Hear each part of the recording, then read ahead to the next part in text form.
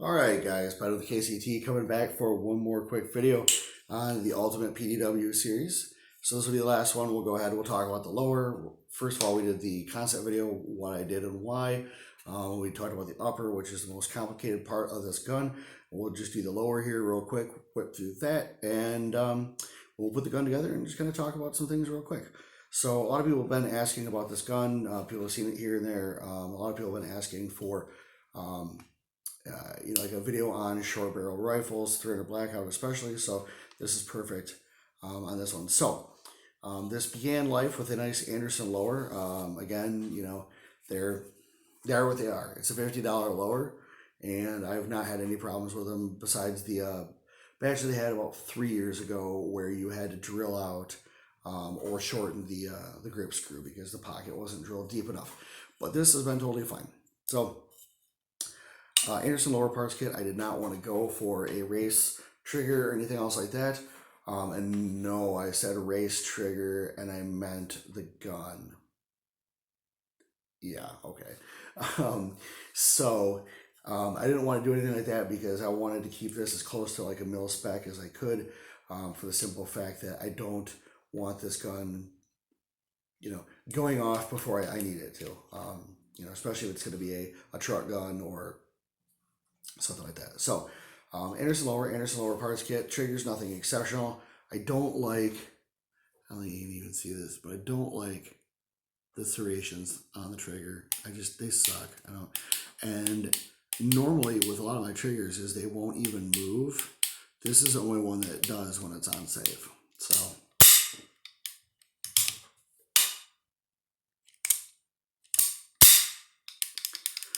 So not great. The other Anderson that I have is they're polished, they're nickel trigger, or I don't know what the heck it is, but it's nickel boron or something, but it's real shiny.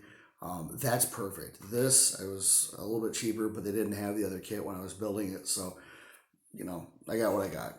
I don't like the serrations. Maybe I'll change the trigger bow out at some point. But it doesn't, for what it is, I'm not too bothered by it. There's other things I can sit here and complain about this. So, bad lever, because there's a bad lever on every one of my guns, and I won't run a gun without it. Guys argue about that till the cows come home. I don't care. It works for me, and I know how to use it very, very safely. Some people call them ND buttons. I don't know, in 10 years, I've not had a single ND on a dozen different rifles. So, anyways, this works for me. I'm not going to sit here and play, dick measuring, Skinner rulers, whatever. It works great. So I would rather have a phase 5. Phase 5 on one of my other lowers, and god damn do I like it. I just don't like the fact that this is 2 separate parts clamped onto the regular part. But I could get 2 of these for basically what I could get for a phase 5. So I bought more of these. And then going back to the bottom here, with just a standard BCM pistol grip. Or of a trigger guard. It's late, guys. I'm still working for you here. And I've been buying the BCMs lately because they're about a third cheaper than the Magpuls. So they're like $6. One Magpuls are $9. Nothing wrong with Magpuls. I love them. They're on a lot of my guns. They're a little bit wider, I think. But again, with being a $6 part compared to a $9 part, I'm saving money somewhere. I've got to. So definitely like those. I did a video on them. They are great. If you are looking for a nice trigger guard and want to do something a little bit cheaper, definitely take a look at those. They're absolutely solid. They're BCM. So moving back from that, we have the Battle Arms Development. What do they call this thing? I just did a video on this too. It's their ADG, or the adjustable grip. Anyways, there's a video on that. I'm sorry guys, my brain's fried. It's too late at night. And I have it adjusted so it's as vertical as I can get it. It's still not my favorite angle, but I do what I can with it. I do like it after getting it on this nice shorter gun. When I did a review of it on a longer gun, I didn't really feel it, but I like it better now. The only thing I don't like about it, and this is a huge Achilles heel on this build, this is open. Okay, so normally what I do with all my guns is put in enough batteries for everything so that I can continue basically have like one changeover for everything on the gun. So I'd have like the button cell or the watch battery for the optic, and then a 123A for the light. I can't put anything in here, and because it is a pistol, I don't have a vertical grip that I can use to have storage. I know Fab or somebody makes the potato grip or something you can stick shit in. I'm not going to stop. So I have to deal with that as it is. So we'll see.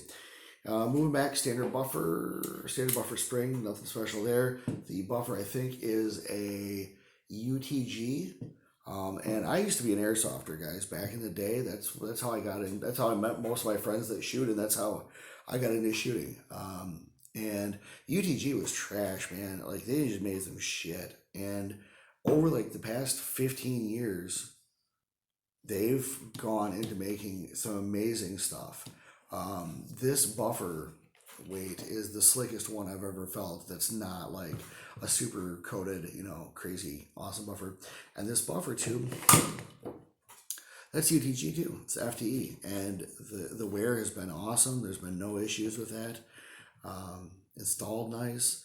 So I mean, again, I shit on them and stuff, but I'll say this: we've done some builds with their rails, and man, they've really come a long way. So if you find yourself looking at UTG stuff, if it's the new stuff, it's probably pretty good. It's stuff that's made in the U.S. I know the optics are still made overseas and all that crap, but that's kind of what you get for an optic nowadays. So, anyways, I'm very happy to have that on my rifle. I never thought I would say that. So moving back, we have the Magpul SLK.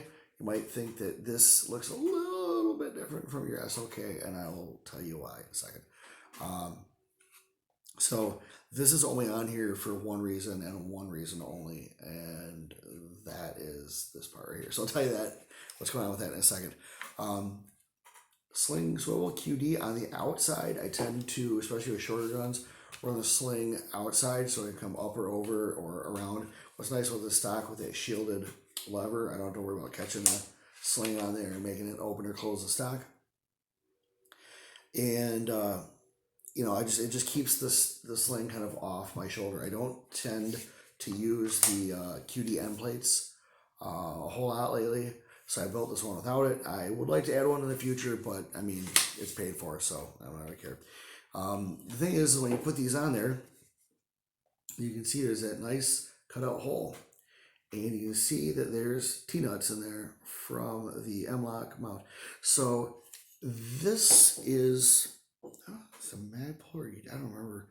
There's I bought a BCM1 to put on this originally, and it was heavy, so I put this on here that was on another gun, and it's been great. But it's weird because when you put the stuff on there, the hole, you think it's like that you should have your screws and T-nuts go through it and then kind of cinch down on the outside. No, there's a pocket that's cut in here where your T-nuts can actually lock in horizontally and anchor the sling mount. So it's funny, the whole time I'm sitting there going, maybe my screws are too short. And then I was like, you know what, dude, it's Magpul. They probably figured out something that you don't know. And the minute I looked in there, I was like, ah, shit, okay, great. And I was pulling screws off like everything, trying to make it work. So why do I have this stock? I don't really specifically like the stock. I don't like the release on it. And I don't, I mean, it's wobbly. And of course, maybe a function of the UTG tube. I don't know. I just know that I have tighter stocks out there. It's good for what it is. The cheek weld is nice. So the mechanics of it I don't care for, but in use, which is the most important part, I do like it. The reason why I have this is this part. And this is a brace mod. And the brace mod is done by Space Rifle. Now, before I get into this, ATF, if you're watching, I have cats. The neighbors have dogs. One of them bites. So if you do stop by, I can point you in the right direction. I don't know about shooting cats, though. So you guys have to figure that one out or don't. So, because the ATF has classified braces and such, redesignating the firearm as a different kind, what they said is, okay, well, great. Well, if you're going to put a brace on a gun and call it a pistol, then let's put a brace on a stock and call it a pistol. Now, It does say pistol brace, not a stock, but guys, I'll be honest, I'm going to shoulder it. Look at there it is. Holy cow! That is how I'm going to run the gun. Same thing with braces. I'm not going to sit there. So the way that you would use this, you can pull that out, and so that is,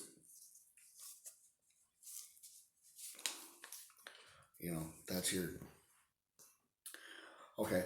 Now, for what that is ingenious. It stays out of the way when you don't need it. It's there when you do. Obviously, it's not something that it's going to be. This is probably the only time it's actually going to go on my hand.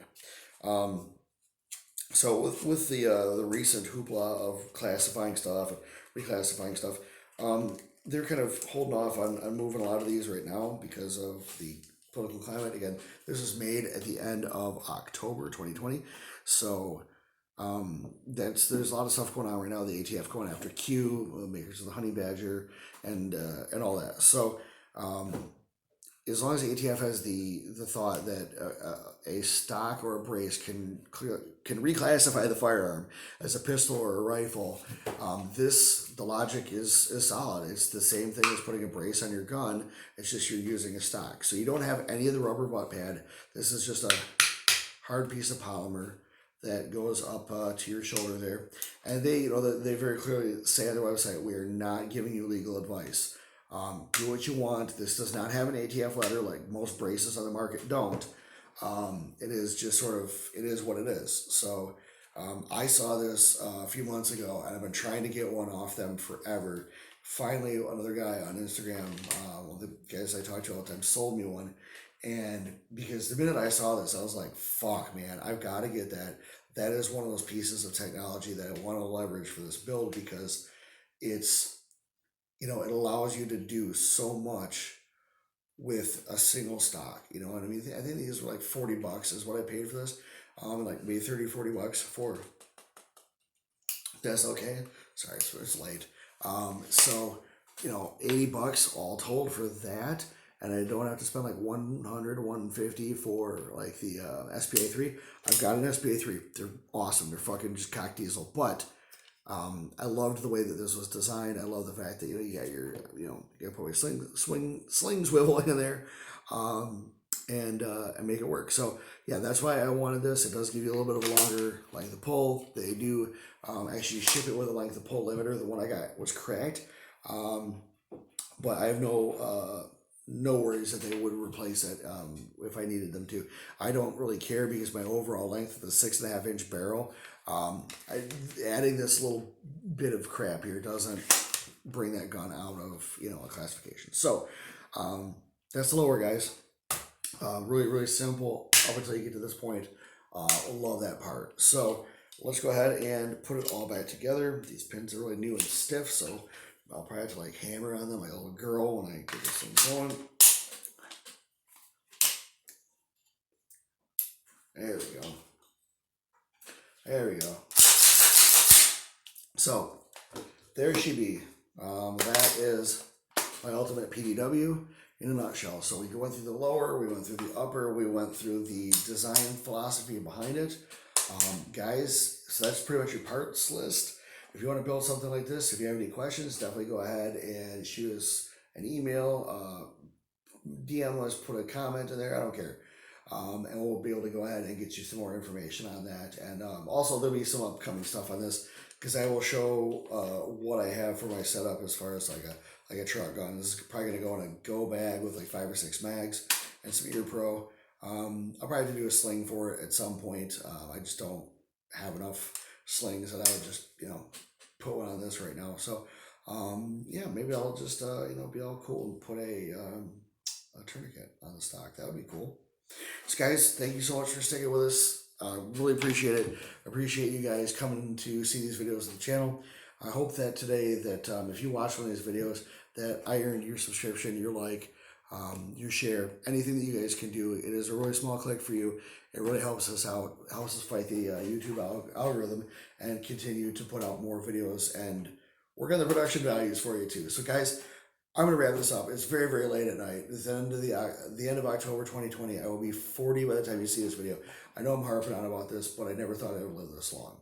So there's there's that. So, guys, have a great night. I got nothing else for you because all I could do is copy your anthem.